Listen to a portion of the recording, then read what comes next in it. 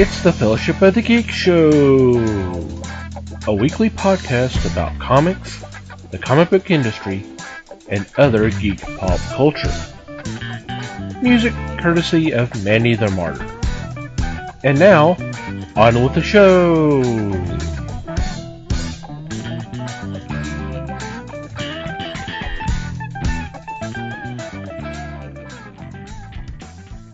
Hey there, everybody.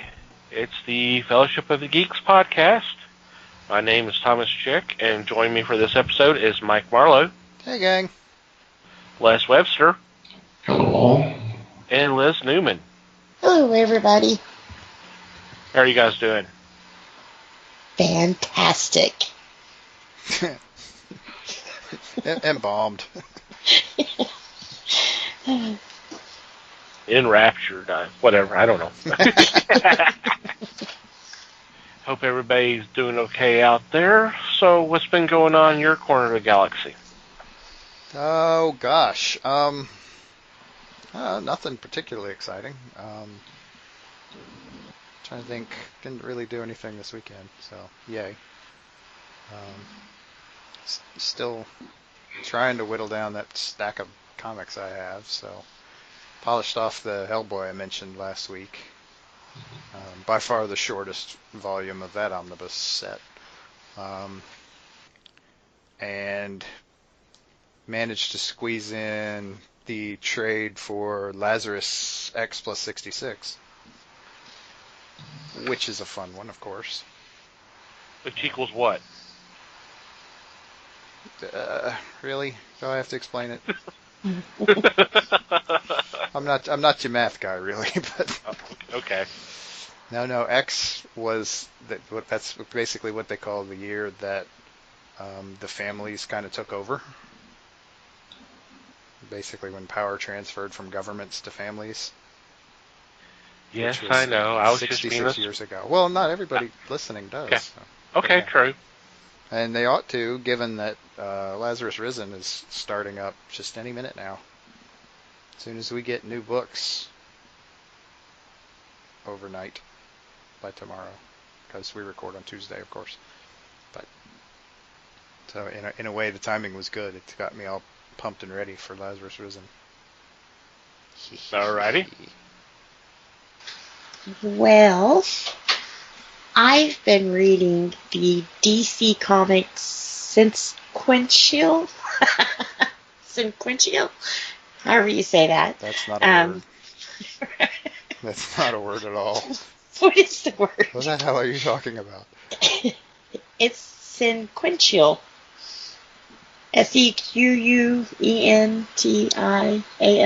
Sequential. Sequential? Sequential. Sequential. Sequential. Okay. The sequential art of He Amanda made Connor. you spell that out. You know that, don't you? How the hell else was anybody supposed to know what she was talking about? I knew what she was talking about. Just trying to make it clear for the listeners, man. It's my Lisanese.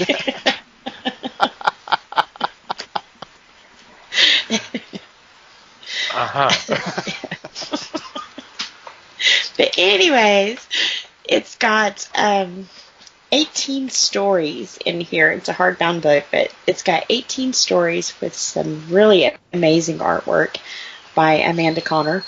They've kind of touched lightly, I guess, on her greatest hits.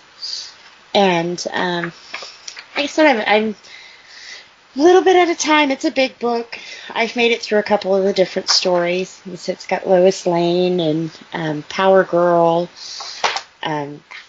JSA, Birds of Prey, quite a few of them. So if you're a fan of Amanda Connor like I am, this has been a really great book. And in the back, you can actually flip through the back because there's no spoilers back there. But it has a lot of her like work in progress. And to me, it's just amazing how a couple of pencil lines become something as beautiful as what we get in the end product, you know. So hopefully I will finish this book this week. But that's about all I've had time for. That's cool. And have you read this one yet, Les? Not yet, Not yet. but it sounds like it's going to be on my list. Yeah. I bet he's got it, though. I bet he did. Well, he's the one who made me buy this one. What? Like I said, if you put it in my hands, I usually buy it. So, but I saw Amanda Connor, so he didn't have to twist my arm too hard, you know. I'm actually kind of surprised I didn't have this one already. I have a lot of her books like that, but especially when you look at some of the names together, it's like, wow, you know. It's all in one book. Nice. Oh, that's a plus. Mm-hmm. Okay. I started reading The Fade Out by Ed Brubaker and Sean Phillips. This is a mystery crime novel done around the time of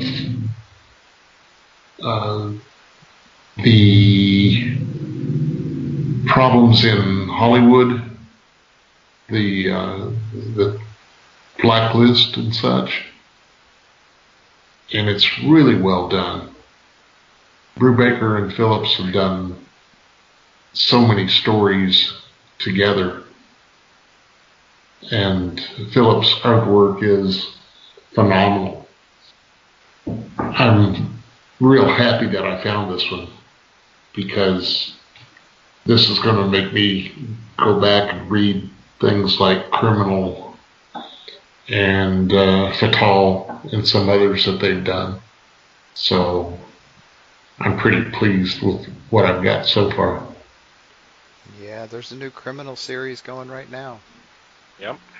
Yes, sir. It's definitely, it definitely looks nice. Alrighty. Well, for the highlight of this past week, we promoted about before, and we'll have a link to the show in our show notes once we have it available. But Les and I were part of the Rancor Pit this past Sunday. Oh yeah, that thing. On DallasOnAir.com. Unfortunately, host Cole Houston was unable to be with us because he had other commitments to the convention All-Con, which was going on that weekend. And unfortunately, I was unable to attend. I was kind of looking forward to it, especially with the big Classic Battlestar Galactica reunion, which they, from what I heard, was like the second biggest cast reunion that's ever been held. Which Nice. Yeah, that's nice, because I mean, most of the principals that were there. So co-host Eddie Medina was running a show with his wife Colleen, and Les and I were invited to be his guest. Rant Core, if you're not familiar with it, is a Star Wars live streaming podcast, very similar to what Les and I used to do back in the old days for the Fellowship. And we were talking about the toughest characters in the Star Wars galaxy. So it was a little fun. It was kind of an experience getting down there and trying to find a place to park. But once we got there, you know, it was a blast, and we went to have lunch, and it was a nice day with them. And that's pretty much it for me. That was the highlight of my week. It was a blast. It's actually kind of got me excited about a few things, and of course that started kind of getting me thinking about things I probably should not be thinking about. So I'll stop there. Oh boy. But it was fun. I'm sure I know you had a good time there, Les. He's all like, what? Yeah. Where? That whole parking thing makes you appreciate doing this every week on Skype, doesn't it? And we're talking Sunday morning. Yeah. So we're not so we're not talking about as much traffic as it would be on a regular day, although it was not lovely getting out, but it was a fun experience. I've seen the episode, and it was fun. I was kind of critiquing myself quite a bit because apparently my arms just flail around, which I didn't realize I do that a lot. I was like, I must be channeling Bernie Sanders or some such. I said, I got to stop doing that. But we all had fun. That was a fun experience. That was a long time coming. They've been wanting this on for quite a while, and it just never worked out until recently. And I would go back in a heartbeat. It's, Cole, Eddie, I know y'all guys are listening. Whenever y'all want to do it, as long as my schedule is open, let's make it happen. It'd be a blast. And again, Sunday mornings. I mean, how booked up can you be, right? Well, it depends on what's going on with my professional life too. So well, there's that. Yeah. Before we get into this week's topic, I wanted to make an announcement. Just a reminder of our monthly meetups. Next one's coming up. It's going to be April 13th, Saturday, 7 p.m. We're planning to have it at Wing City once again, and that's located at 1456 Beltline Road, Suite 120 in Garland. It's already on the website, so if you go to www.thefellowshipofthegeeks.net and click on the events page, you'll see all the information, and there's a link to a map so you can get your bearings. We'd love to have you there. I have not set up a Facebook. By the time this comes out, I'll probably have set up a Facebook event. I just hadn't done that yet, but I'm sure it will be by the time this episode drops. So if you're following us on Facebook, I'm sure you'll see that. And if you're in the Dallas area and want to come hang out with us and discuss all things geek, by all means do. We would appreciate it if you come, and we would definitely appreciate it if you click that you're going on the Facebook event, so we kind of have an idea of a number of who's coming.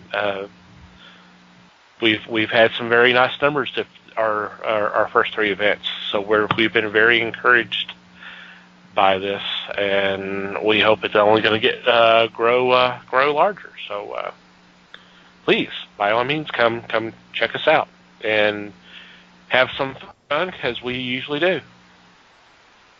Okay, for this week, I'm gonna turn everything over to Mikey because he is our resident expert on this. But who, what, where, what are we? What? Yeah. But we would be remiss, us being geeks, that we didn't acknowledge that this year marks the 45th anniversary of the debut of Dungeons and Dragons. And it's a fun game. I hadn't played it in a long time, but I've had a blast playing it. And actually, the last time I played it, I played with Mike. I'm trying to remember. Was it Bill that was running? Was Bill being the DM, or were you being the DM? I can't remember. I was that time. Okay. For you and Bill. Okay. Because we were running like three or four different campaigns, so I could. Well, yeah, there was. Were you involved with? Yeah. Bill runs more than I do, or ran more than I do. We haven't played in a little while, but yeah. Well, at that time we were doing that. We were doing a kind of a post-apocalyptic racing campaign through GURPS. Yeah, kind of a Car Wars type thing. Kind of a Car Wars type thing, and then I think we were actually doing a Star Wars one at the same time. That sounds about right. Yeah, So sounds like something we'd do. it sounds like we were doing like at least those three at during that time. That's been a while back. Yeah, I was gonna say let's not think about how many years that's been. It's been a bit. It's been a few years, because honestly, I haven't touched D&D proper in easily 5 years now. I haven't done a whole lot of gaming since then either, to be honest. But yeah, played D&D a long time. Not since the beginning, contrary to popular belief. I'm not quite that old. I was only like 3 when the game came out. I think whoa, that was interesting. Hello, Phil. Man, that guy knows how to make an entrance. Doesn't he? And flops his ears too. Flopping somebody's ears, jeez.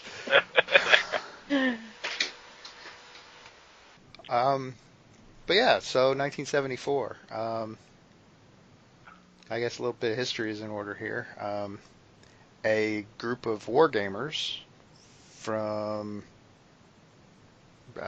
suburban, I believe it's Madison, Wisconsin? Maybe Milwaukee. Maybe it was Milwaukee. In the Milwaukee area. Obviously, hardcore wargamers enjoying what they do. But at one point, a few of them decided that they wanted to, instead of playing the game in terms of large military units on a battle map, they thought it would be interesting to try it on a smaller scale with individual characters. And so the idea of Dungeons and Dragons was kind of born from that. Some of the names involved, which, given how popular D&D is kind of becoming in the last few years, the names Gary Gygax and Dave Arneson are probably not necessarily completely unheard of anymore. These guys were among the group that got it all started, and it was kind of a slow build, and the industry faced its problems, not unlike the comics industry. There have been a couple of times when fantasy role-playing and D&D in particular have faced its trials and tribulations, including lawsuits and including movies. We'll say, well, not just movies, honestly, movies based on books, which were kind of geared towards the idea that D&D caused people to do things they shouldn't, and it kind of got lumped in with some of the heavy metal issues back in the 80s, where there were lawsuits. I believe Judas Priest got sued because a kid committed suicide, and that his parents decided that it was because of the music he was listening to, and there was that. Ozzy too. Yep. Yeah, and D&D got kind of rolled up in that a little bit too, because their whole Satanic Panic thing had not really even ended at that point yet. But yeah, so in an awesome twist, of course, in the last few years with the advent of podcasts and live streaming, D&D has really gotten popular because it's an old standard at this point in terms of games. And so if you're going to get a group of people live streaming some sort of game around a table, D&D is a pretty good way to go. Tends to be fairly entertaining. Actually, the funny thing is back in the day, it really wasn't. It's really not that entertaining to watch. The upside of it, though, is that it does have a tendency to make people want to get involved. So things like Critical Role and a vast number of actual play podcasts have made things a little more accessible. It has given people the opportunity. One of the big complaints from time immemorial is that it's kind of hard to get started, mainly because it's complex enough that somebody kind of needs to understand the rules before you can get started, and that's hard for a group of kids to do. To go buy a couple of $50 books and learn the rules inside well enough to get rolling. It's tricky, and there was not a lot of, like I said, public acceptance back when I started. I got shut down as a kid at least once, told that I shouldn't be doing that sort of thing. But these days, I mean, like I said, the podcasts and the live streaming makes it real easy to let people get a glimpse and see how it kind of works and what kind of the mechanics are, and makes it a lot easier to kind of get a foothold in there. So that's kind of awesome. Yep. It You talk about live streaming. I mean, it's its own category on Twitch, which I've talked about Twitch a lot. When they did a revamp, originally it was just called Dungeons and Dragons, and that's how all the role playing games were kind of lumped in. But now they've revamped it as role playing games, and there's always streams going on, and of course Thursday nights are, you talk about Critical Role. Oh yeah, I mean that's going on, and I know Geek and Sundry used to do stream some role playing games. I know they were doing Star Wars at one time, and then they were doing a few others. But yeah. Oh, yeah, And there's tons of them. Yeah, I remember all that going on during the '80s. It wasn't just metal, and it wasn't just D&D. It was also horror movies. Oh yeah. So if you were doing all three, then supposedly, according to the popular belief, you should have already killed yourself or killed someone else. Oh yeah, because you were clearly worshiping Satan. Exactly. And I was like, okay, well, I hadn't done that, so I wasn't a big metal fan, but I heard, there was a few songs and all that, and I definitely watched horror movies, and I played a little D&D, so unless I did something in my sleep. But yeah, I mean, the fact that it's all these years later, it's almost like there's kind of a renaissance with the 5th edition coming out a couple of years ago. It seems to be getting more and more popular, and I'm sure the podcast and the streaming has helped with that, make things a little bit more accessible. Like you said, make things a little bit more understandable. Because even going out and buying the $20 beginner sets, you start looking at the rules, and it's real easy kind of get your eyes glazed and going, this all looks Latin to me. I don't understand it. This looks like math. Yeah. Well, in a way, yeah, it isn't. There's math involved. And so, and the thing to keep in mind here is no. A beginner's Dungeons and Dragons set, that's not math. You want math? Play GURPS. GURPS, if you're not familiar with it, is the generic universal role-playing system developed by Steve Jackson Games back in the late 80s, I believe. It's a system that was intentionally built so that you could do anything with it. The reason that you could do that is because there was a lot of number crunching involved. And this is coming from a guy who happily played GURPS for years. So yeah, it's a trip. It's a different ball game. It's way more complicated than D&D ever was. And D&D was complicated at times. But yeah, it's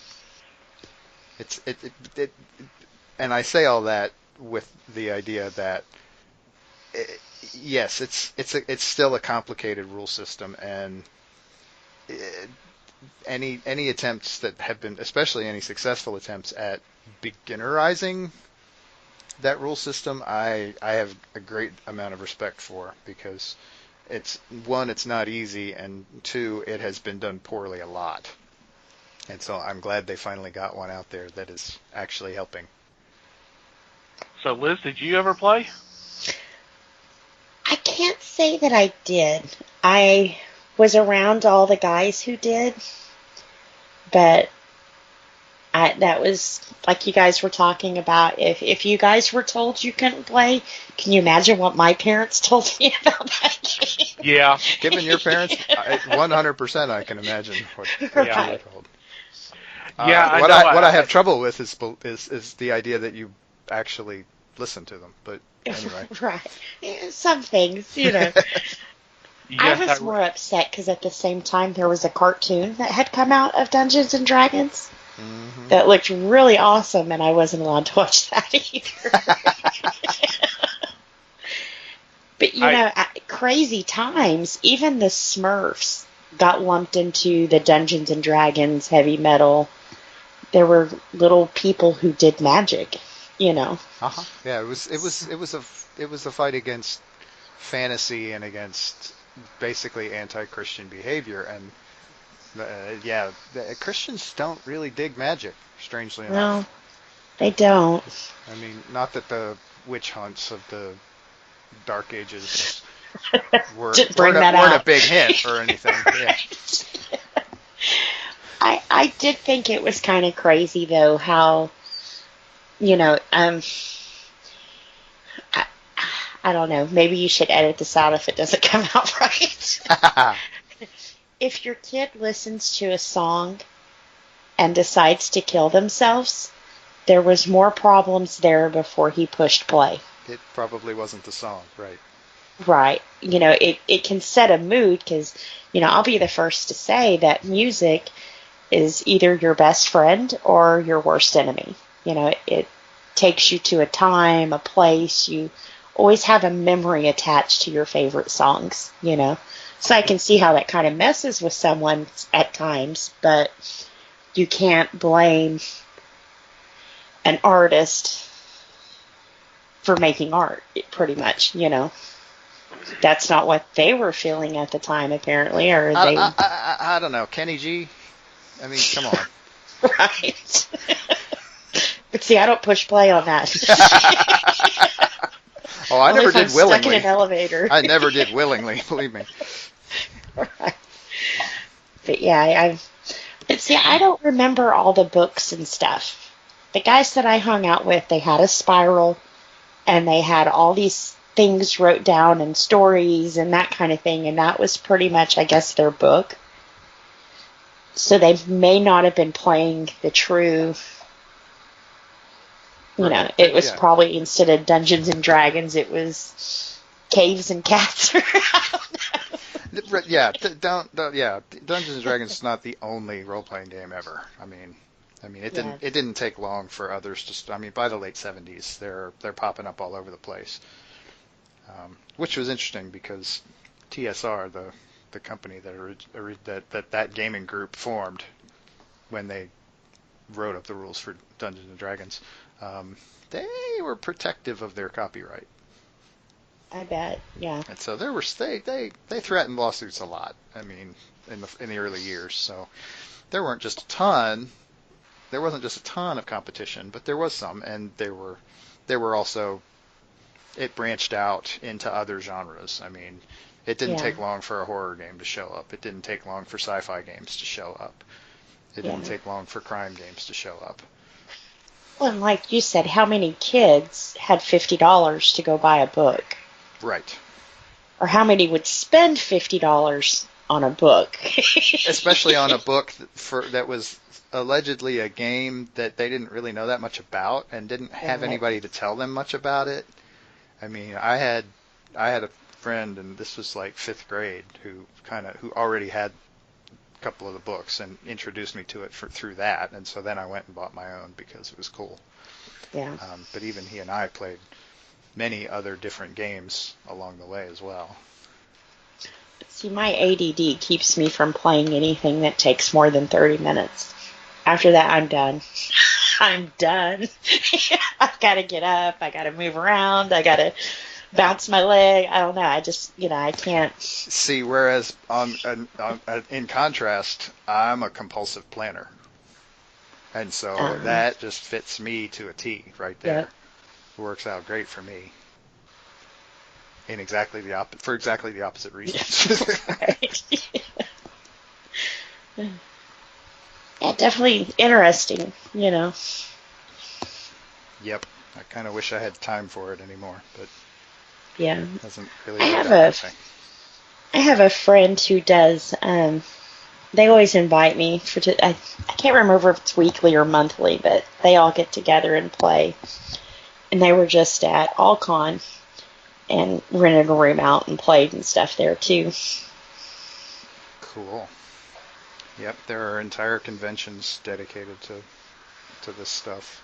I mean, Yeah. not the least famous of which is Gen Con, of course, which is kind of the one that really started around D&D. It's kind of one of the like big three gaming conventions in the world. That's cool. Like E3. Yeah. Yeah, Gen Con's the one everybody wants to go to. Not everybody can, obviously, but Right. I believe they're holding it in Indianapolis these days because they outgrew other places that they've had it. Yeah. That's good though. That means it's not going anywhere, you know. Right. It gets bigger every year too. So, I mean, they fill up Lucas Oil Stadium with tables. Wow. So, yeah, they're doing something right. Can't imagine trying to organize that. Holy cow. Yeah. But still. I also can't imagine ever going to something that big myself. But See, I wouldn't have stopped my kids from playing it. they just never showed any interest on their own. Not in D&D. In Yu-Gi-Oh! And Pokemon and other card games. Doesn't D&D have a card game now too? Oh, probably. Yeah. Who knows? But more than likely. I mean, Yeah. see, back in my day, there were no card games like that. Yeah. No. They hadn't been invented yet. Our card game was collecting Garbage Pail Kids. Right. There were baseball cards and there were sports cards and that sort of thing, but there weren't games. Games that were like that were different and had other rules and didn't work the same way.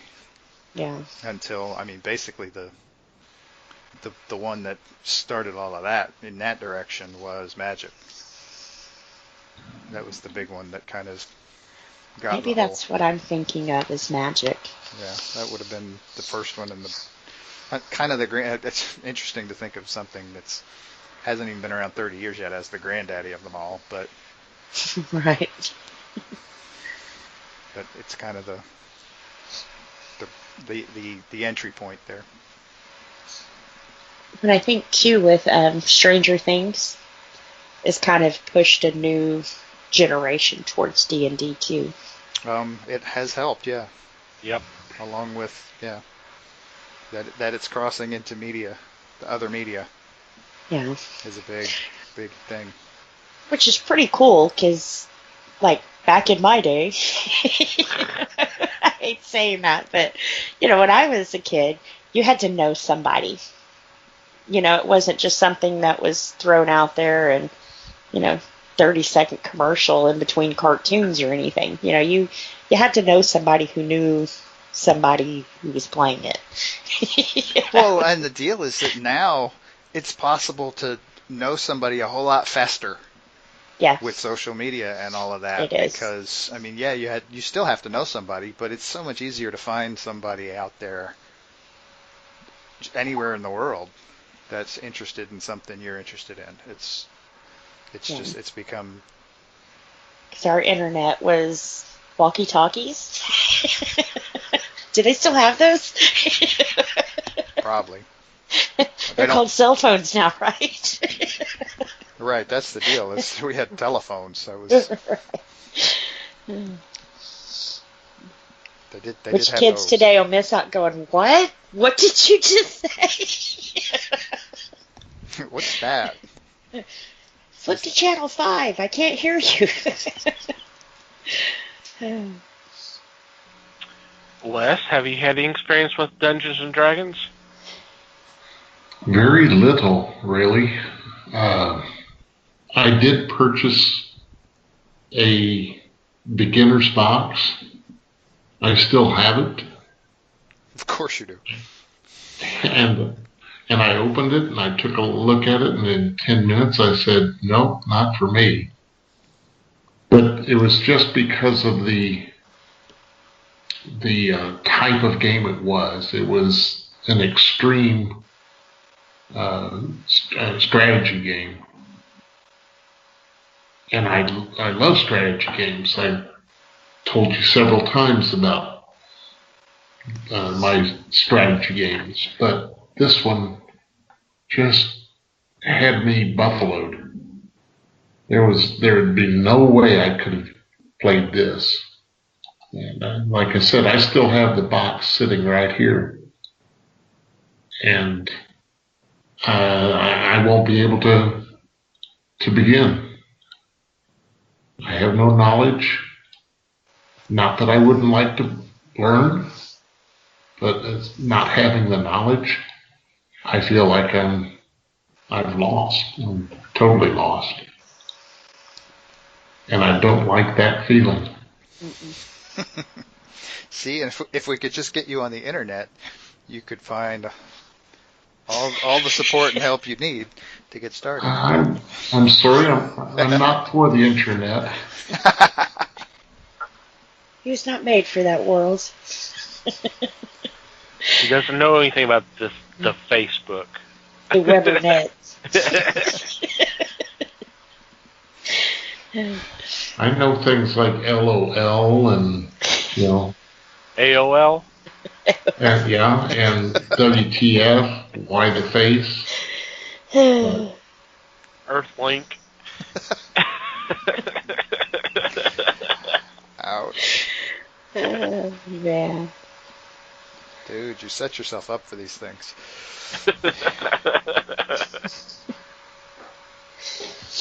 Yes, but you guys don't have to take advantage of it either, do you? Yeah. Hey, we're nothing if not opportunistic. Come on. But yeah, as a game, it's a different scale than your average strategy game. So, I mean, it would be like playing Risk, except you're one of the little plastic guys. And it's like a real map with terrain and all that stuff, and the other little plastic guys are monsters and people that you have to deal with. And then there's the whole big fantasy twist on it. So it's not for everybody. It's cool. For you, how long does the campaign go? Oh Lord.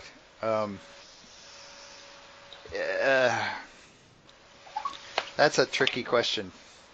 It varies dramatically.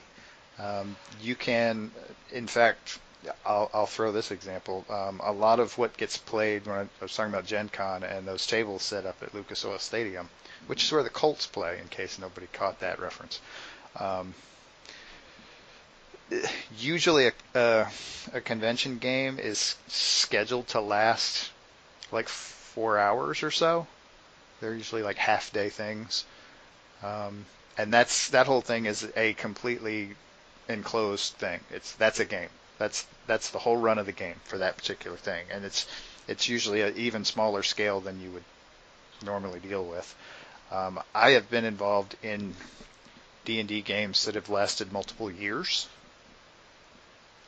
playing as often as weekly. I was in a game just after we got out of college. We played every week, and we would play like 12-hour sessions every week for 4 or 5 years, I believe. So how long something's going to last can vary dramatically. Like the last D&D game I was involved with, we played monthly, and we had a tendency to play a good 8 hours, more if we could get away with it, at a time. And that run lasted probably 5 years. as well, and could have kept going if basically the group hadn't kind of fallen apart. It gets, especially when you, this sounds bad, but especially when you get out in the real world and have like a real job and a real mortgage payment and like families and stuff, it gets harder to prioritize playing a game for 12 hours at a time. I mean, stuff just starts to happen around that and in the middle of that, and it messes things up. But I could see that. But it's a lot of fun. Yeah. I envy people who can do it more than I can, which, I mean, it's practically zero at this point for me. But it's not from not being willing. It's more from just kind of Just don't have the time. don't have the time to plug into it. Yep. But you do have the patience and the perseverance to do it. Oh yeah. Yeah, talk about that. I mean, that shit's right in my wheelhouse and has been obviously for a very long time. Like I said, I was 9 when I first got introduced to it. I'm a lot more than 9 now. Really? A lot more than 9. Really? Yeah. Okay. Shocking, I know, but yeah. And if my parents find out I'm up this late, holy cow, it's gonna be really bad. Ooh, I'm I'm telling. gonna be in so much trouble, man.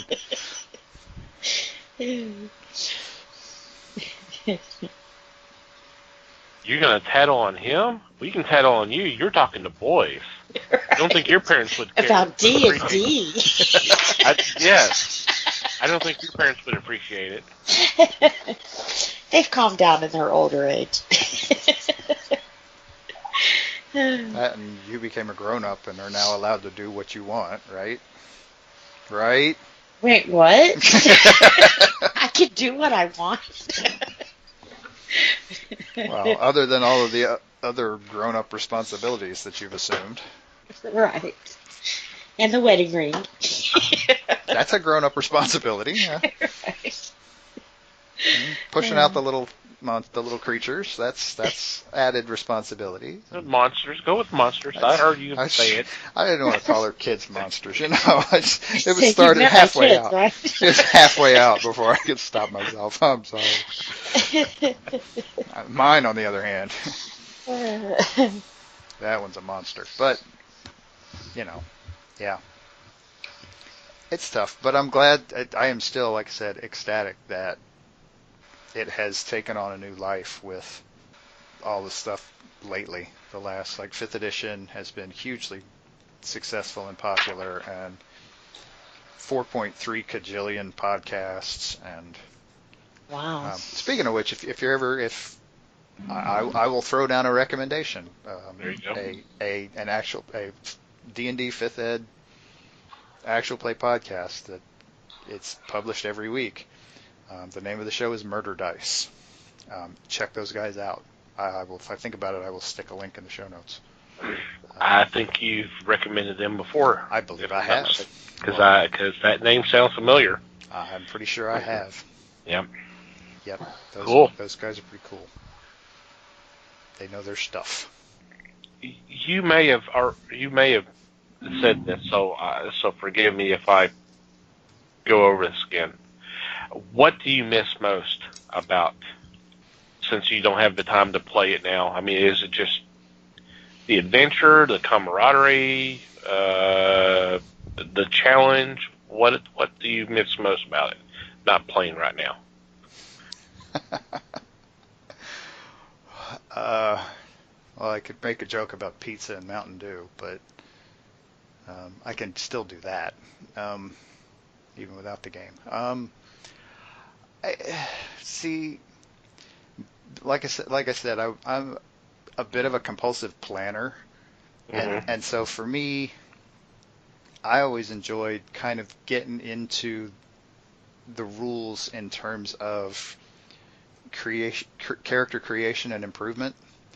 And so I would plan out, much to my own detriment at times, I always enjoyed planning out how I was going to level up my characters, um, what I was going to do next, what I was going to try to improve next, and how I was going to master this skill and then move on to another skill to add to it and make things all fit together. And which spells am I going to learn next time I get a chance, and how am I going to learn to take care of this other problem over here. And I know I'm aiming with my characters. One of my character's main goals is this, and I need to build my character to be able to handle that problem when I finally get a chance to. And that, which in a way is something that I did a lot of not actually in game session. So that was something I would amuse myself with when I wasn't actually gaming. This is how all-encompassing this stuff can be. It can be a real time suck if you let it. And there have been times in my life when I was perfectly content to let it. Again, before responsibilities and all that shit. But yeah, so with me, there's so much detail you can get into, and some DMs are really good with that, and some maybe not as good with it, but usually they'll let you listen, or they'll listen to you rant about whatever it is you want to rant about in terms of that stuff. I've been lucky and had some DMs that have been really, really understanding of my obsession type stuff. But yeah, don't get me wrong, the actual game session with a group of friends sitting around a table or sitting on couches around the living room or whatever, in a room together, that sort of thing. That's great too. Having everybody come over, hang out at your house for several hours at a time, and get down into the nitty gritty of whatever adventure or dungeon or battle is going on. Figuring out ways to work together to solve the problem at hand. That's all cool stuff. Yeah. One of the major selling points lately that have been used, and there are selling points that people have tried to use for decades in terms of role-playing games and how helpful they can be. There was a lot of not listening going on early on, obviously.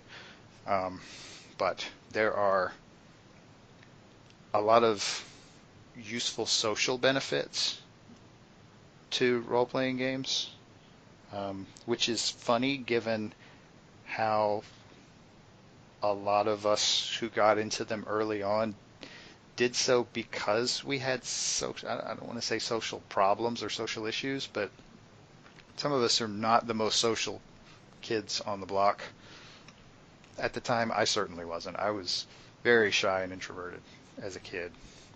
I'm not sure you'd know that listening to the show, but I still am, really. Put a microphone in my face and I become a real asshole. But they're actually at the point now where it's finally gained enough acceptance. It's starting to actually be studied on an academic level, and they're starting to figure out some of the psychological and social benefits of role-playing games, and it's really kind of cool to have it go, honestly, into the realm of psychology, finally, which is where a lot of us had figured out early on that it should be anyway, but it's kind of hard to get something accepted in psychology when they're making movies about it, killing kids, and actually releasing them and having them shown. It's hard to break that. That's a tough wall to break through, and it took a long time. But I think we're finally getting there. Yeah. I have no idea if that answered your question. I think I wandered off there a little bit, but What was my question again? I don't know. What was the question? I wasn't listening. Did I actually ask a question? I think it's about killing kids. What's our topic? What day is this?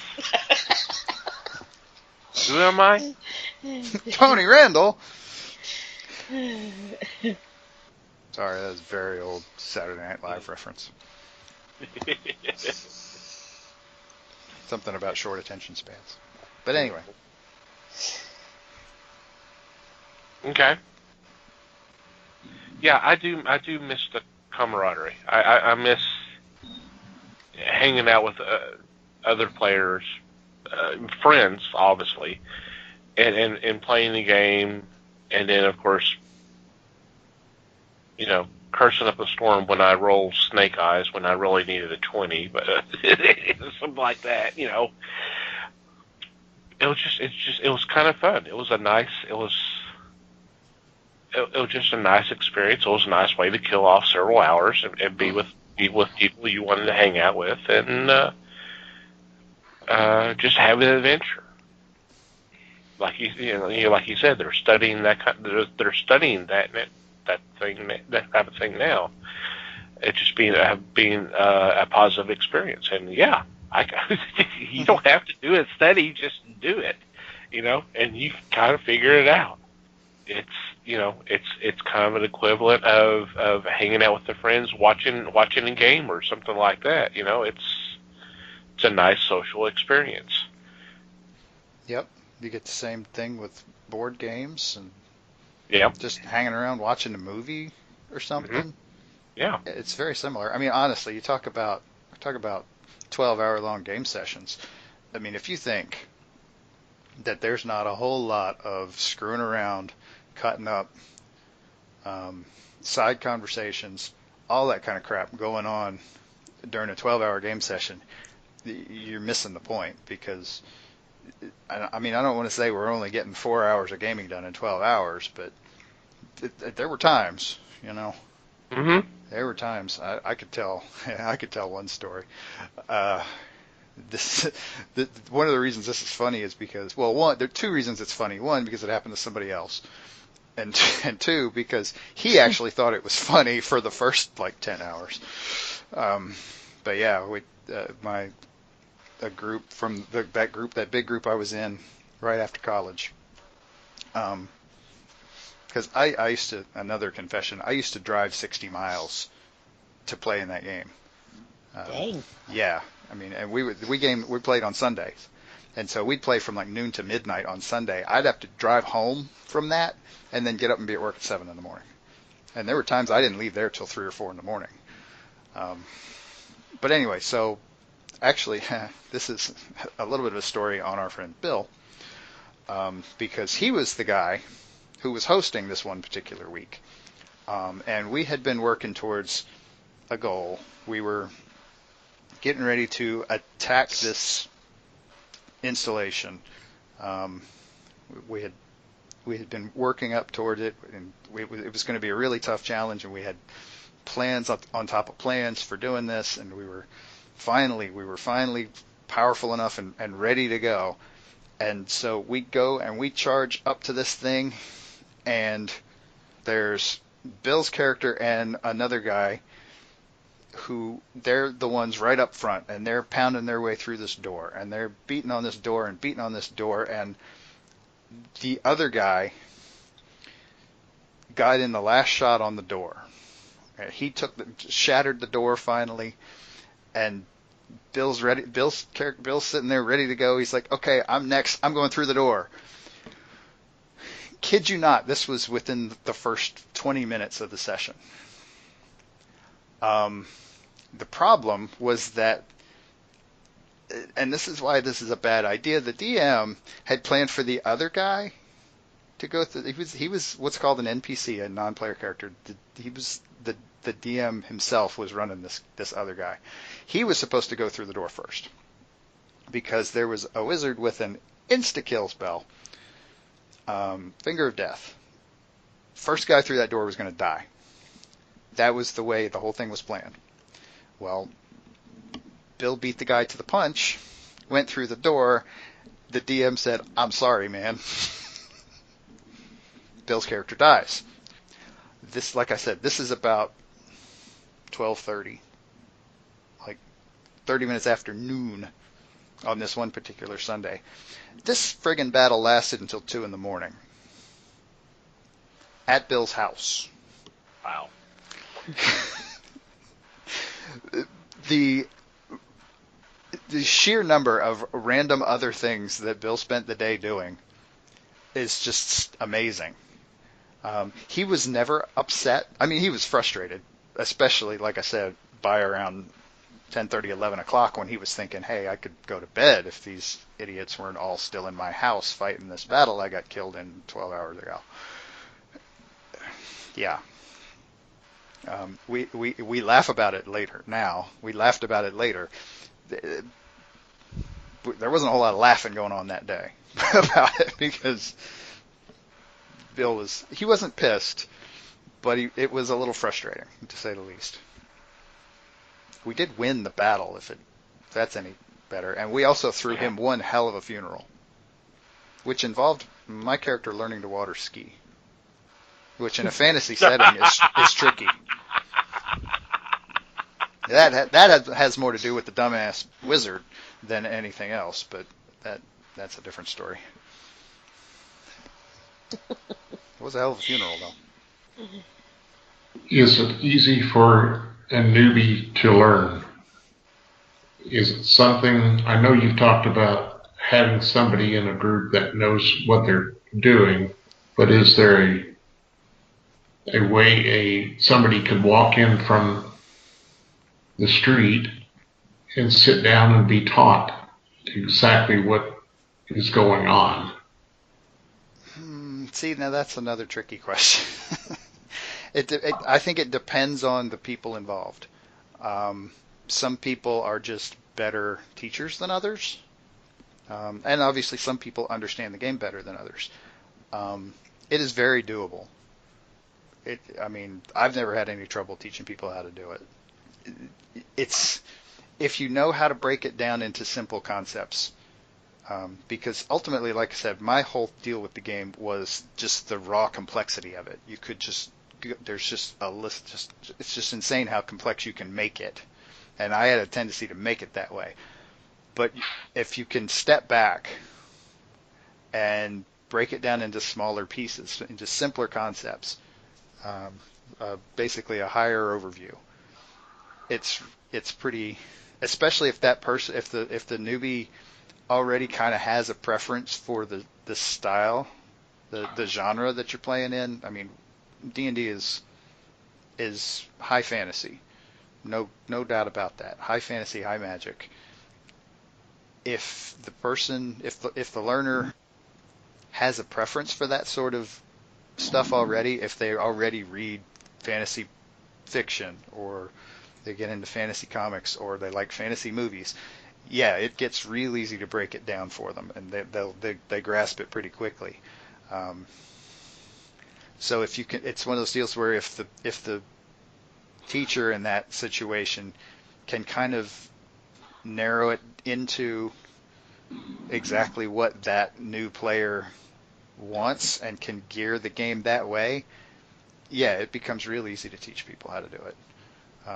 It's when you get DMs that are very stuck in what they want to do and aren't as interested in what the other people playing want. That's when it gets hairy. And you'd get a lot of that back in the day. It's not so much an issue now. There are so many people playing at this point that you can find a group that will teach you how to play. It's not a big deal. You just figure out what kind of game you want to play and you can go find it. Again, the wonders of social media. Okay. I mean, hop on Twitch and just start flipping through games. Watch for 10 minutes, and you'll figure out pretty quick if they're doing something you're interested in. If you're not, boop, go to the next one.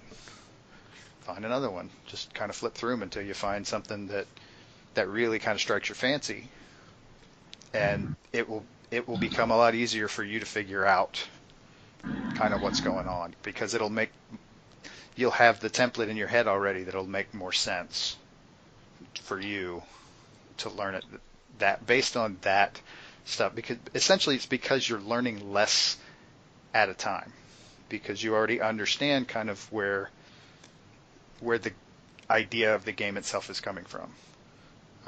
It makes it easier to kind of get a grasp on the mechanics of it. And I kind of just realized I'm moving my hands a lot while I'm saying this stuff. Not to any actual effect. It's for some reason it's making me talk with my hands right now. Obviously, I'm getting into it. Thomas rubbed off on you, huh? I guess so. I guess. He's Sorry. waving his arms around. See, we would never know because we're on Skype. We're not doing video stuff here. This is just audio only. He can wave his hands all he wants. We don't know. Unless we hear the whooshing. Which would explain some of the background noises some days. But anyway. Usually the whooshing is on Les's end. I tell them to slow down, but they don't listen. What kind of numbers for sales are there right now for the basic game? For D&D? Yes, sir. Oh, I was reading something earlier. I mean, not surprisingly, 5th edition, which originally released in 2014, has by far been the most successful edition of D&D specifically. As there are only estimates as far as how many people are actually playing. Numbers I've seen are upwards of 20 million. I suspect it could honestly be higher than that even at this point. Those numbers are a bit dated. You probably get that many people watching Twitch on any given night, or at least I wouldn't be surprised by it. I may be overestimating Twitch a bit, but there's usually about 1,000, at least 1,000 or so, and I may be way understating the numbers, for watching Critical Role on Thursday nights. Yeah. I mean, there's a ton of people. And that's watching. Just Critical Role, which Right. is, granted, the biggest of them. Yeah. But there are still dozens, if not hundreds, of other games going on. So, yeah. Speaking of Critical Role, now that that's come back up. You're welcome. It was bound to come back up. I mean, again, they're one of the biggest groups out there. They recently did something rather interesting. They broke a Kickstarter record because they decided not long ago. I don't know if it's even. It may still be live. I'm not sure. I haven't looked. But they came up with the idea of creating an animated series, probably a web series, knowing them. Yeah. Based on their first campaign, which they set the target amount at a relatively humble I think it was $750,000 to create this web series, this animated series. This campaign is now the highest, the largest amount ever in a single campaign on Kickstarter. It is well over $6 million that it's pulled down. Dang. I want to say the number I heard was like 6.7 million. Maybe I can even jump on there real quick and see. Well, while you're doing that, you mentioned streaming. We both mentioned Twitch. There is actually an official D&D channel, and I'm looking at it right now. And over 132,000 followers, just under 8 million views. That's a lot of people watching them stream. And they've got content going on. I mean, there's a schedule on there, and if we can put a link on the show notes if anybody wants to check it out. But there's stuff going on just about all the time. I mean, not this particular second as I'm looking at it, but they've got several programs a day. So I mean, they're always trying to do something, whether it's gaming or or maybe just a talk show or something like that. So it's big. It's it's kind of interesting that they even have their own Twitch channel to broadcast Yep. this. A lot of games do, I'm sure, if they're smart. Yep. If they don't now, they will soon. And I got my numbers mixed up on the Critical Role thing. Okay. The goal was 750,000. They are sitting at 7.6 million, with, as of Tuesday, March 19th, 30 days to go on the campaign. Yeah. Yeah. They're not even halfway there yet. So, yeah, that's over 56,000 backers. Wow. Them's good numbers. That is. Them's the best numbers ever. I'd like to see those stretch goals. Yeah, I'm still scrolling Probably down. ran See if out. I can find them. What do we do? Wow. Yeah, stretch goals. There was one at $1 million, $1.5 million, $2 million, $2.5 million, $3 million, 5.75 million, because apparently they shot past. That was probably up to 3 million was probably what they started with, and then it shot past, and like, oh shit, we got to do something. 5.75 million, 7.5 million, which they've hit, and there's another one at 8.8. Which they'll probably hit. There, and yeah, I mean, these are adding episodes to this thing. Right. Because the original plan, it looks like the original plan was an animated special, which basically was a one episode deal. Yeah, no, not anymore. Right. They keep adding episodes. So yeah, there you go. It has taken a life of its own. It Yeah. sounds like it is going to continue its march. No point of ceasing. It's just solid. It's pretty cool. It's pretty popular. Mm-hmm. And just as a little side note here, there are a couple of backer levels. All of the highest ones are full. They've sold all of them, which is essentially everything above $1,000, including up to, there's one for $25,000. They sold out of them. They sold out of the $20,000 ones. They sold out of the $10,000 ones. They sold out of the $5,000 ones. They sold out of the $2,500 ones. And they sold out of the $1,000 ones. Those are probably the only ones with the limited numbers, honestly. But they're, yeah. I can't.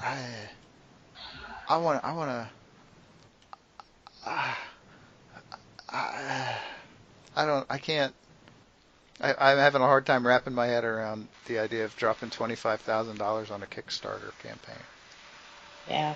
I mean, most of the Kickstarter campaigns I've backed have had targets of less than $25,000. So, yeah, I mean, I don't need a new car. I'll just back Critical Role on Kickstarter. Yep. Oh, man. Yeah, it's wild. But yeah, so I think it's here to stay. 45 years on, and it's finally. I mean, if this ain't mainstream, I'm not quite sure what is. Because we haven't even talked about movies. I mean, and honestly, Dungeons and Dragons movies we shouldn't talk about because Yep. there's some really bad stuff there. But Yeah, think. I've seen a lot of them, and I'm struggling to think of a good one. But yeah, stuff like Stranger Things makes a big difference. I mean, something even like Ready Player One. Or Big Bang Theory. Uh-huh. God, I really kind of don't want to talk about that either, but... But they play D&D all the time. Yeah, they do a lot of stereotypical shit on that show, but They anyway, a lot of stereotypical shit. But anyway, yeah, I can complain about it all I want, but it is part of the mainstream now because of that. Yeah. Well, I'd say comic books in general too. Oh yeah, I mean there's a lot of geekery involved in that. A lot of different flavors of geekery that have gotten a boost from that show that I don't want to name anymore.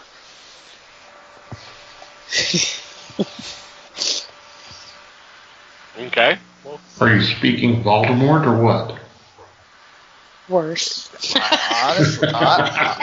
Honestly, I mean, you could argue that Harry Potter has had some influence on it too. I mean, it's with Dungeons and Dragons, it's not just the whole role playing thing. It's that high fantasy concept in general, Yeah. and the deal is that has kind of just become a little more mainstream because of all of these things along the way. And Harry Potter would be a big part of that. Be a very successful part of that. So yeah. No, I don't. I've never had any trouble saying Voldemort. The other thing, I don't know if I want to say anymore, but BBT. that show, which should not be named. I mean, I'm at the point where it's been around long enough that wishing its death is meaningless. Into the seasons. What, in 2 weeks? Or into the whole series? Yeah, this is the It's last in like season. 2 weeks. Yeah. But it's season 10, so it's kind of hard to complain too much. People just call me a crackpot if I keep complaining about it. Yeah, and they chase you off their lawn too, so. Every time. Every time. all right. Wrapping things up, is there any final thoughts? Just happy to see that it's still probably doing better than ever, and obviously it's going to be around for a while, which is a good thing. Yeah. Yep. Fun stuff. Try it out if you haven't. Yep. Find your game. If like I said, if high fantasy is not your thing, then D&D may not be your game. Guess what? There are hundreds of games out there. Well, I just saw some reference to apparently Wizards of the Coast has picked up the rights to do Star Frontiers, so Star Frontiers may be coming back. Cool. There you go. Which was another TSR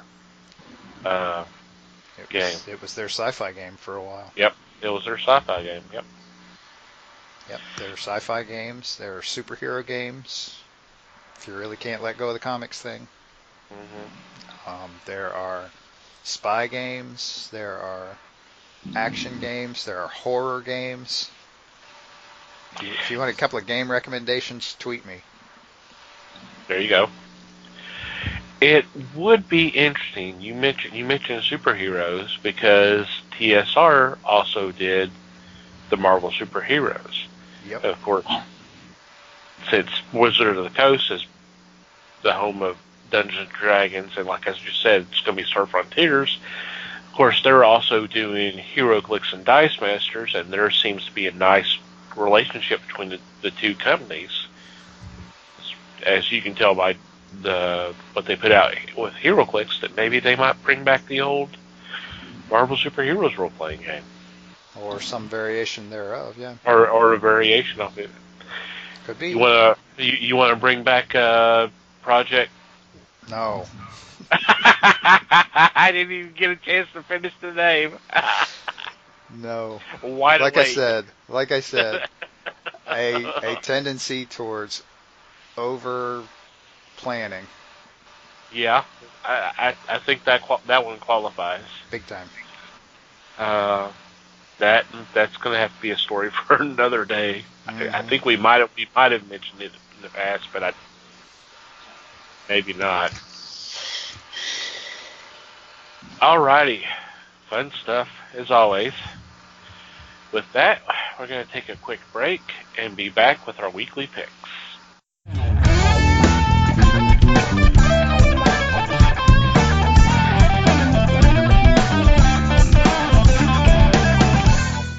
And we're back. It's time for our weekly picks, and Mike leads off. Yay, I'm leading off. My first pick is a Dark Horse book. And this is a new book called Bad Luck Chuck. This is issue number 1. And I got a big kick out of the premise of this book. Chuck, whose real name is Charlene Manchester, is one of those people who rents out the fact that she has horrifically bad luck. And she has learned to capitalize on this. Skill's probably not the right word, but still, she's figured out a way to take advantage of it. You can hire her, and catastrophe will follow. And so she's her next client, her new client is there's a dissatisfied crime boss and a cult leader, and there's also another person who is an insurance fraud investigator, and these things somehow all fit together. And man, I gotta tell you, I am really looking forward to finding out how, because this just sounds like fun to me. Nice. So she's the opposite of Domino. Yes. That's cool. I do like the sound of that. Mm-hmm. Just sounds like fun, doesn't it? Yep. Yes. Alrighty. I am next, and for my first pick, I'm going with a DC Comics title.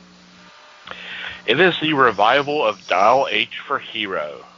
And this miniseries is being written by Sam Humphries with art by Joe Quinones. And the premise of this, if you're not familiar, is it's a rotary dial, if people even remember what that is, or even seen one now.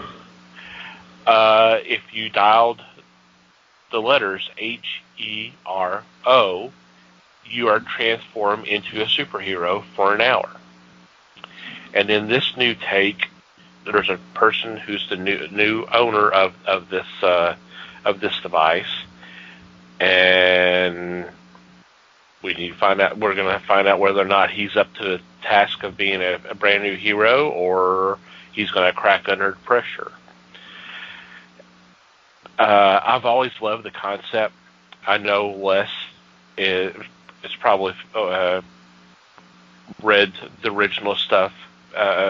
What was it? Was it in Showcase or something like that? I remember reading the version that came out in the 80s that was a backup. If I'm not mistaken, it was a backup tale in Adventure Comics, where it was a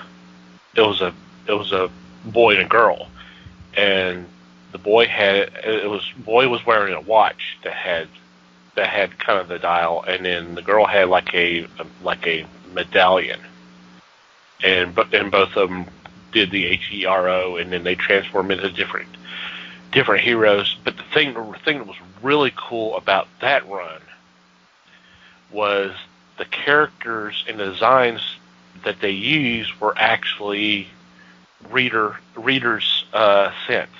You know, they said, "Hey, come up with your own characters and send them to us, and we may use them in an issue," and they did, and they got credit. You see them turn into this character, and you go, and then give them the name, and it will say created by so and so. And I'm like, that was cool. That is cool. So it's going to be interesting. It's going to be fun seeing this concept returned. And it's only 6 issues, but hopefully it'll be popular enough that they may keep him around. But it should be a fun book. Nice. I do hope that they keep this around because it was a good read back in the 60s and late 60s, early 70s stuff. So, yeah, keep this around for me, too. Alrighty, Les, you are next. Okay, for my first choice from Scout Comics comes Star Bastard, #1. This is another one of those strange concepts that we've already covered with our previous two choices. This is about a long-suffering mercenary crew, and they don't get through the universe too easily, but they're under the command of the obnoxious Captain Greaves. Greaves' past is unknown, so they are trying to discover what his problems are, and as a result they lead bounty hunters, alien empires, and what they say are unpaid bar tabs behind. So if you're into sci-fi, if you're into, they make reference to Red Dwarf, this may be the comic to try. So I'm kind of excited to see something foolish hit the newsstand again, and we'll see how this turns out. Cool. You have my attention. Cool. Yeah, this was actually on my list of picks because I read the premise and I was going, okay, sounds interesting. Of course, it's a very interesting title. Yeah. So we'll see. Should be fun. Mm-hmm. Okay, Liz, you're next. All right. For my first pick, I'm going with a hardcover from Dark Horse. It's the Middle Earth Journeys in Myth and Legend. This is it's an art book. It's J.R. Tolkien's. Golly, the name just left me. Lord of the Rings. Sorry. Yeah, that one. How the hell do you forget that?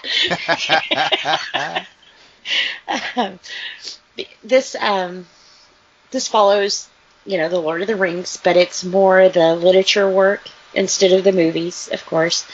But they're calling this a compendium. So this will go from his work as early as 2001. He's done a couple of books for the Lord of the Rings. Oh, goodness. I can see the wizard on the cover of the last one, too. I want to say it was like the Journey into, or Journey Walk with Me, or something like that. I'll have to look that up. But his artwork is always amazing. Of course, not in the book, but in real life, he does them in oils. And so they come off real, I guess like Rembrandt is the word I'm looking for. Just very sophisticated and amazing. There's that word again, amazing. But but of course, anytime you see his work, it's always expensive. So it's kind of nice that they've taken all of them and collected it into a compendium. So if you're a fan of, I know I'm going to butcher his name, Donato Giannicola, maybe? I'm sorry if I said your name wrong. But if you're a fan of his work or just enjoy beautiful artwork and a fan of Lord of the Rings, this is definitely the book to pick up. I don't believe there's a story in this. It's just all artwork. So, but very awesome, cool. But awesome artwork. Mm-hmm. So amazing. Yep. Sounds tremendous. Mm-hmm. He always reminds me of those paintings that, like in the older King James Bibles, they'd have like a page here to here that had a picture from the old, centuries old artist, He always puts me in that frame of mind. Like maybe he was a little ahead of his time, but definitely working with the right subject. Cool. Alrighty. Mikey, you're up again.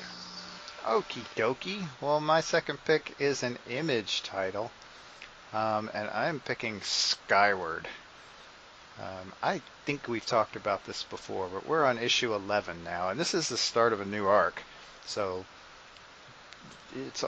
they always make good jumping on points. And I don't want to go too far into this because it's actually fairly complex. But Willa is the main character, and the world that she's grown up in, she's, I don't know, teenagers, maybe 20 years old or so. The world that she has grown up in is Earth, but there was some sort of incident when she was very young, and there's no gravity anymore on Earth.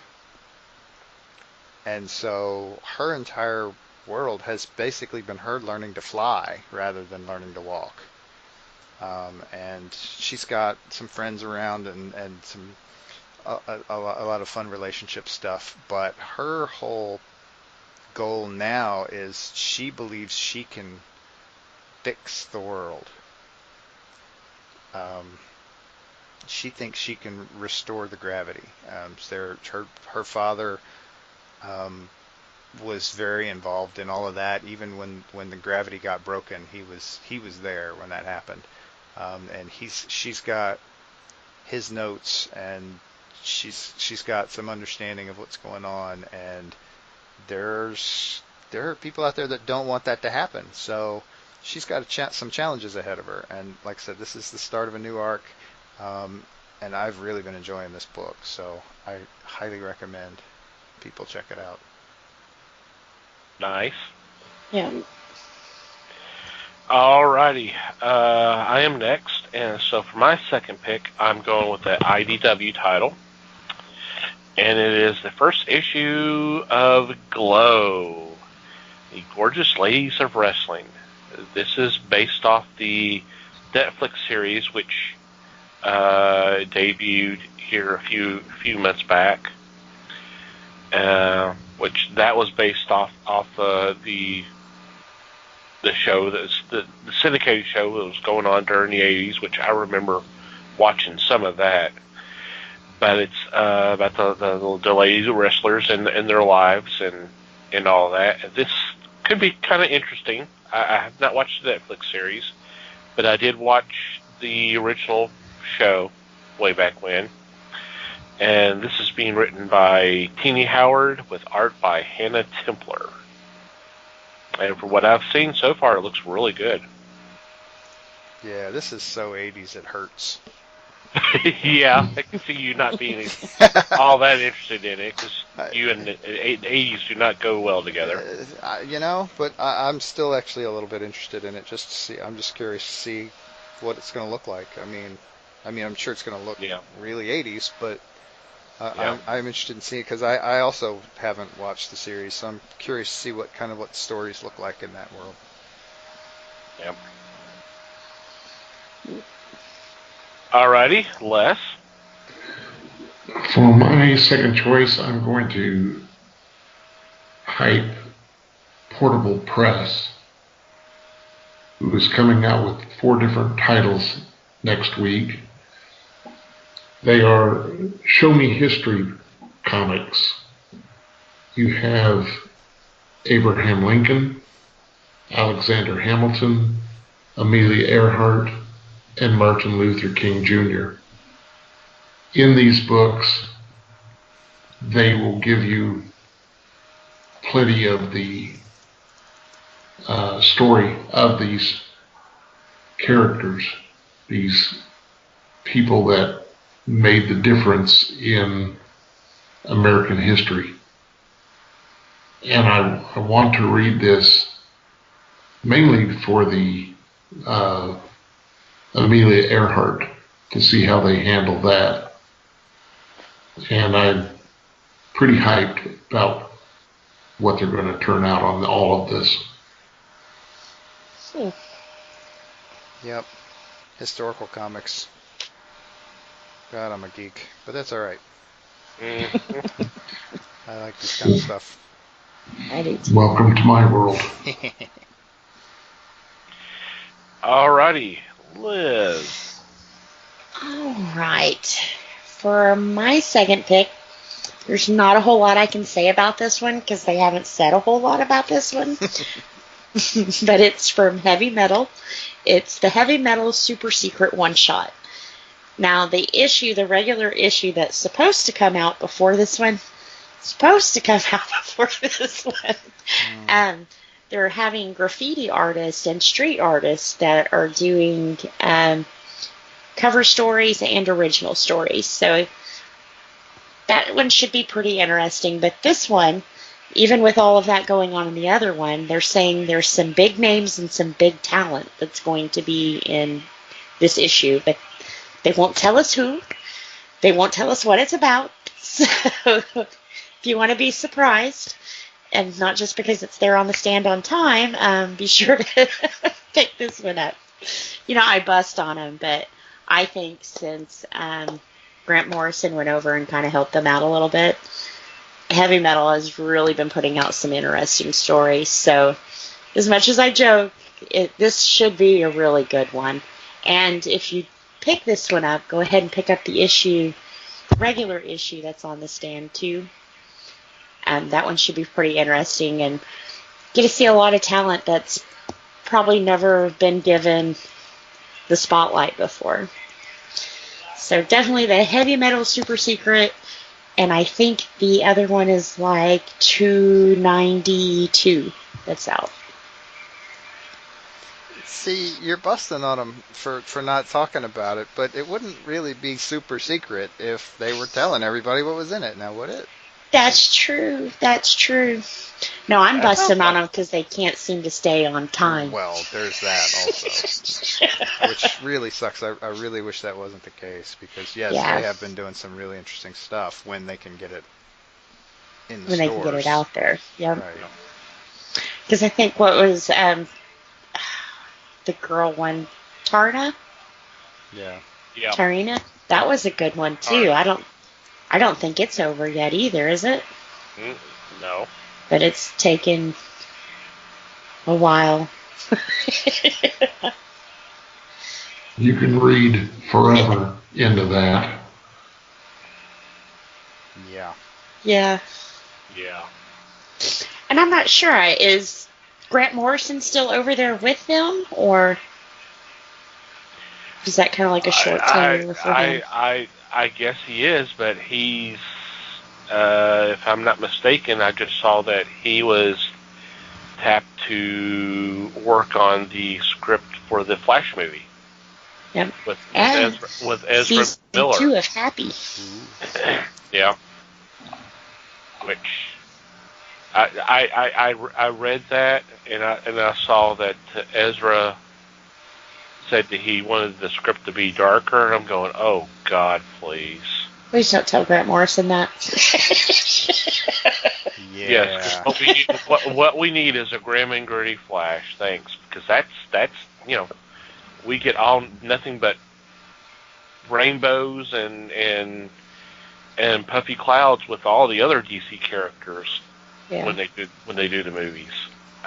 It just, oh God. It is possible for too much of a good thing, for sure. It is. Well, so I have no expectations for this film. If that's the way if he gets what he wants, anyway, that's something for another day. Yeah. Honorable mention. Honorable mention, and I was the lucky one that mentioned this first. But, I mean, especially after last week, we would be very much remiss if we didn't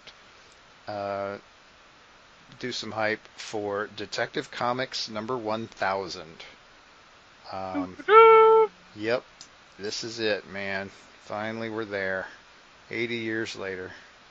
And this is going to be a 96-page book with Just an unbelievable group of writers and artists working on stuff and just entertaining the hell out of us. It's it's going to be a $10 book, but you know what? It's only going to hit 1,000 once, so it is definitely going to be a spectacle. Check it out. So many covers. I was one of the guys that works on that. I can't remember the name now, but he just got his copies in, and he says that all of the issues, just one a piece of each cover, is enough to fill a small comic box with 2 laid over on the top, or 2 tables and 4 chairs. That's a lot of covers. So I was curious about the size, but you said 96 pages? 96 pages. That's a thick book.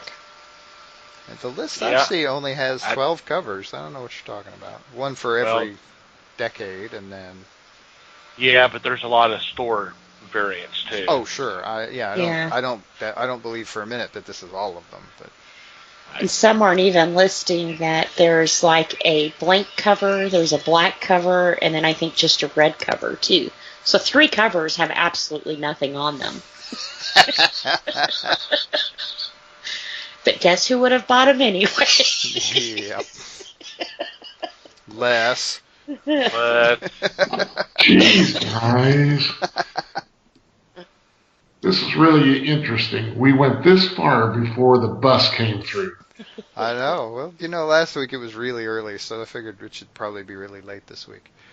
Yep. Just got to balance things out. I do so hope, and thank you very much for that. Man, looking at some of these names that are going to be on, man. Uh-huh. Yep. Wow. Alrighty. Any special shout-outs or mentions this week?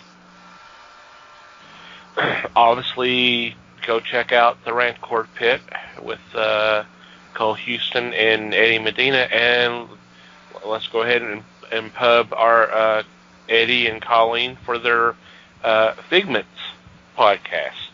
Yes. It's also on DallasOnAir.com. Their most recent show was about Lizzie Borden. But they do some really interesting discussions. I know they've done stuff on Bigfoot and several others. So just go check out their show as well. And we'll be having Eddie on here in the not too distant future. So that'll be awesome. So cool. So thank you guys for having us on, and looking forward to being with y'all again, whether it's on the show or just meeting up and having some fun. So thank you guys. Enjoyed the experience. Any other mentions or shout outs this week? Nope. Okay. Well, we'll go ahead and do our usual shout outs then. Obviously, Pop Goes the Culture Podcast Network. Thank you for allowing us to be a part of such a great network of podcast shows. We'll have a link in the show notes. Go check out some of our brethren there. Thank you guys so very, very much. And I would be remiss if we didn't also thank the fine podcasts that make up Potter and Family on Twitter for retweeting our links. Definitely go check them out. And the best way to do that is do a search, hashtag Potter and Family, and just check out what whatever catches your attention. If that particular episode sounds interesting, please by all means download it. Thank you guys very, very much. I need to thank Manny the Martyr for our music for for the podcast. We'll have a link to their music. They have a couple of EPs out. I don't believe there has been a third one, but I guess I need to go check that out and see. But some really cool music. Thank you guys.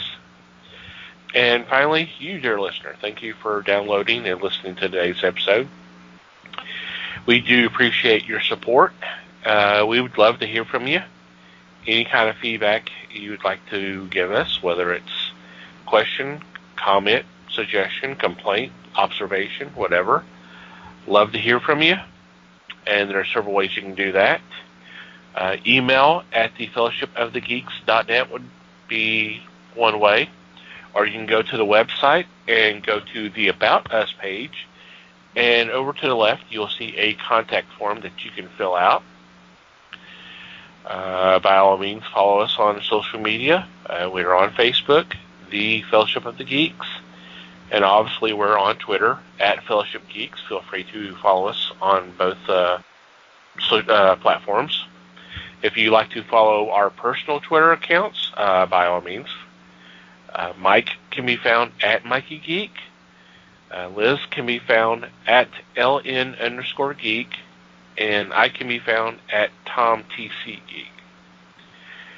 And wherever you download our episodes, if you take a couple of moments to rate and review us, that would be awesome. We would greatly appreciate it. Any final thoughts before we say good night? Just thanks, everybody. Thank you, everyone. Appreciate you listening. Thank you for listening. We appreciate it. Hope y'all have a good week. And until next time, read more comics and support your local stores.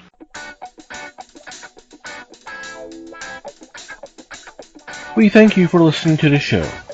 Comments, suggestions, and questions can be sent to email at thefellowshipofthegeeks.net.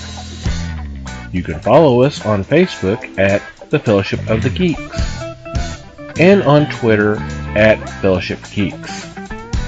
Until next time,